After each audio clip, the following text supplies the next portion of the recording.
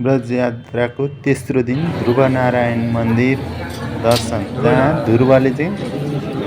ध्रुव महाराजले तपस्या गरेर भगवानको प्राप्त गर्नुभएको थियो।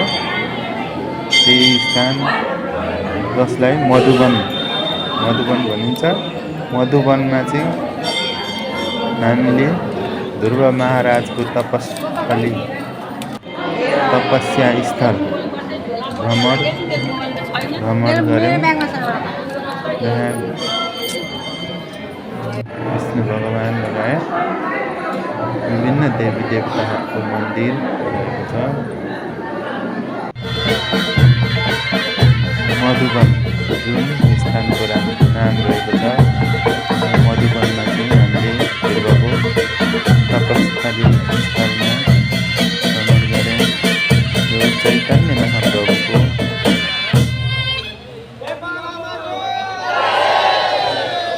प्रभुले तपस्या गर्नुभएको पनि जग्गा छ, जहाँ चैतन्य महाप्रभुको चरण चिन्ह पनि अवस्थित रहेको पाइयो। सन्त महन्तहरूको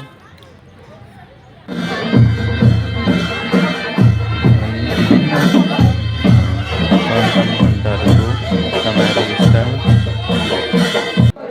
त्यसै गरी हामी मधुवनमै रहेको कृष्ण कुण्ड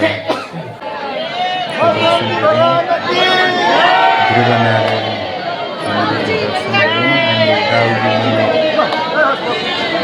दर्शन गऱ्यौँ।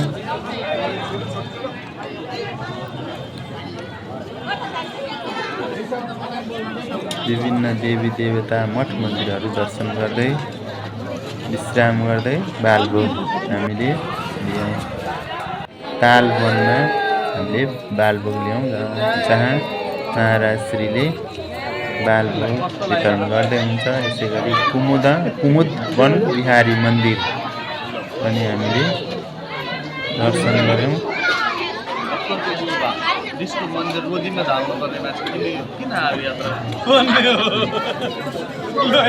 स्थलमा चाहिँ कपिल मुनिले कुमुद बिहारी मन्दिर भनेको छ, जहाँ कपिल मुनिले चाहिँ तपस्या गरेर भगवानलाई प्राप्त गर्नुभएको थियो।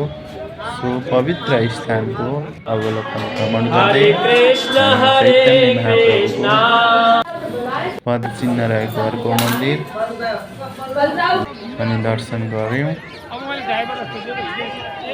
चैतन्य महाप्रभुको चरण चिन्ह। त्यसपछि हामीले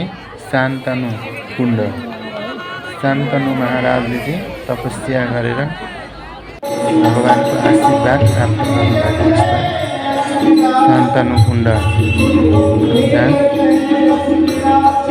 शान्तनु बिहारीको मन्दिर रहेको छ। शान्तनु बिहारी मन्दिर दर्शन गर्दै अन्तमा